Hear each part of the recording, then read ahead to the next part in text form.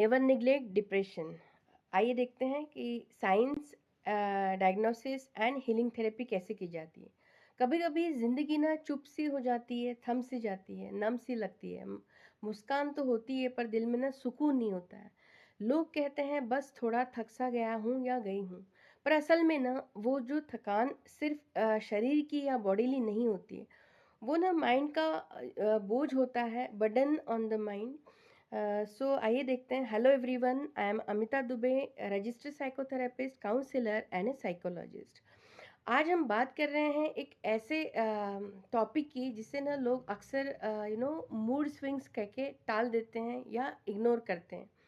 Generally ये avoid बहुत करते हैं लोग, लेकिन असल में ये जो होता है ना वो उसे डिप्रेशन कहा जाता है, यानी उदासीनता। सो आइए देखते हैं कि ये होता क्या है। ये सिर्फ उदासी या सैडनेस नहीं होता है। ये एक क्लिनिकल मेंटल हेल्थ कंडीशन होती है जिसमें आपके जो सोचने यानी थिंकिंग पैटर्न, आपके महसूस करना यानी कि फीलिंग्स, एंड रिएक्ट करना यानी रिस्पॉन्डिंग के जो तरीके हैं ना, उन्हीं को बदल देती है ये सब डिप्रेशन। सो आपको लगता है लाइफ में सब कुछ ना रुक सा गया है, थम सा गया है, और खुशी जैसे इमोशंस बस एक एहसास बन के रह गए हैं। क्लिनिकल डेफिनेशन आइए देखते हैं। अकॉर्डिंग टू DSM-5, डिप्रेशन यानी मेजर डिप्रेसिव जो डिसऑर्डर है, एक ऐसी कंडीशन है जिसमें ना कम से कम 2 वीक्स तक continuously low mood, loss of interest यानी कि एनाडोनिया, एंड एनर्जी लॉस इसमें कंटिन्यूसली होता है। और ये जो है आपके जो डेली फंक्शनिंग जो है, रोज़मर्रा के जो काम होते हैं ना, आपके दिनचर्या है और ब्रेन की जो प्रोसेसिंग पैटर्न है, उन्हीं को अफेक्ट करता है। आइए देखते हैं कॉमन साइंस एंड सिम्टम्स, इसके लक्षण एंड पहचान कैसे की जाती है। इमोशनल सिम्टम्स जो होते हैं, इसमें परसिस्टेंट सैडनेस होता है, लगातार आपकी उदासी होती है इसमें। पेशेंट को होपलेसनेस, वर्थलेसनेस, हेल्पलेसनेस, ये सब इन सारी चीज़ों का एहसास होता है। इरिटेबिलिटी बढ़ जाती है, फ्रिक्वेंटली क्राइंग आपका होता है इसमें, फीलिंग एम्प्टी इनसाइड होता है, जिससे माइंड में ना कोई क्लियरिटी या कुछ आपको कुछ महसूस नहीं होता है, कुछ क्लियर, कुछ मोटिवेशन ये नहीं बचा वो है, ऐसा महसूस होता है। कॉग्निटिव सिम्टम्स आइए देखते हैं। सोच एंड विचार जो होते हैं उनसे जुड़े लक्षण, जिसमें कि कंसंट्रेशन एंड डिसीजन मेकिंग में दिक्कत आती है। मैं कभी ठीक नहीं हो पाऊंगा या हो पाऊंगी, जैसे नेगेटिव ऑटोमेटिक जो थॉट्स होते हैं, गिल्ट एंड सेल्फ ब्लेम हम करने लगते हैं, रिकरेंट थॉट्स ऑफ डेथ होता है इसमें, एंड ना वर्थलेसनेस इसमें होती है।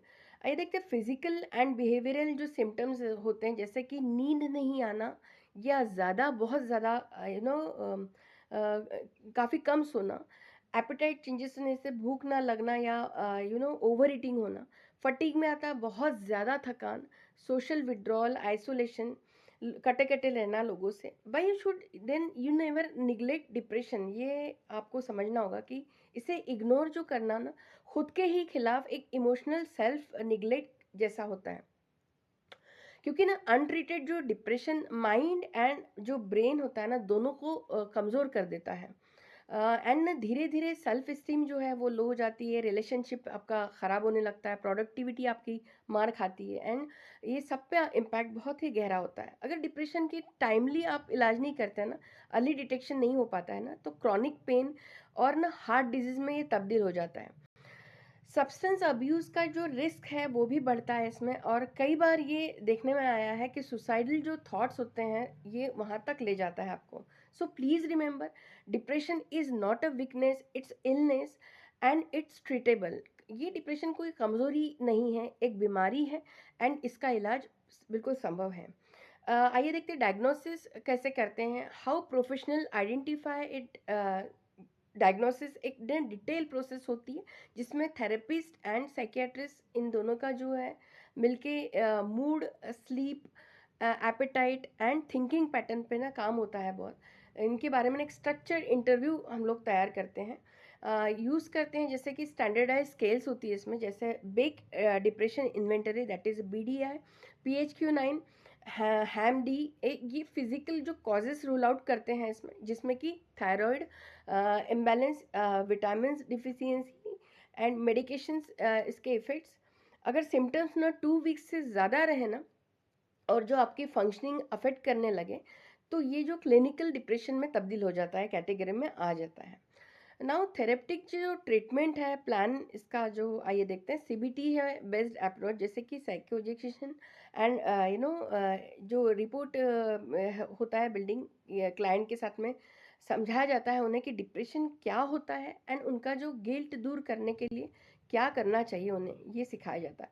It's not your fault but it's your power to heal. So identify negative thoughts patterns and automatic negative thoughts को आइडेंटिफाई करना सिखाते हैं उन्हें। I am not good enough के अक्सर उन्हें ख्यालात आते हैं। नथिंग विल एवर चेंज, ऐसा लगता है उन्हें कुछ भी चेंज नहीं होगा, क्या ही हो जाएगा ऐसा। उन्हें ना रिप्लेस करना एंड रियलिस्टिक और जो हीलिंग थॉट्स हैं उनमें तब्दील करना, ये सिखाया जाता है। बिहेवियरल जो एक्टिवेशन होता है, छोटी छोटी सी जो पॉजिटिव एक्टिविटीज़ होती है री इंट्रोड्यूस कराना, जैसे कि morning walk, self care routine, journaling, जिससे ना ब्रेन के जो रिवार्ड सिस्टम को ना दोबारा एक्टिवेट हो जाते हैं इससे। ये उन्हें सब कुछ सिखाया जाता है, बाकायदा उन्हें प्रैक्टिस की जाती है। कॉग्निटिव रिस्ट्रक्चरिंग, हर इरेशनल जो बिलीव को जेंटली चैलेंज करना और ना नए थिंकिंग पैटर्न्स को बनाना, ये उन्हें वर्कबुक में एंड प्रैक्टिस करवाया जाता है। माइंडफुलनेस एंड इमोशनल रेगुलेशन जो है, प्रेजेंट मोमेंट में रहना और ना अपने इमोशंस को कैसे, इमोशंस को बिना जज किए ना ऑब्जर्व करना सिखाते हैं हम।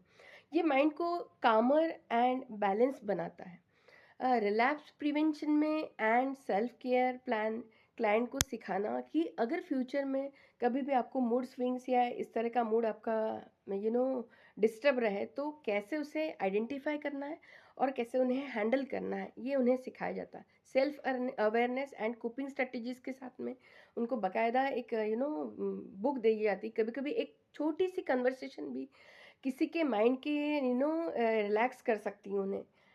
इसलिए अगर आप या आपके आसपास ना कोई भी उदास होता है ना, उन्हें प्लीज़ स्ट्रांग बन जाओ या ये कहने की कोई ज़रूरत नहीं होती, बस सुन लीजिए उन्हें, जस्ट लिसन, जस्ट उनके साथ रहिए, क्योंकि ना healing starts when someone feels heard.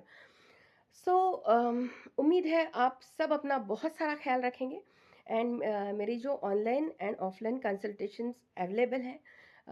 So stay blessed, stay connected, thank you.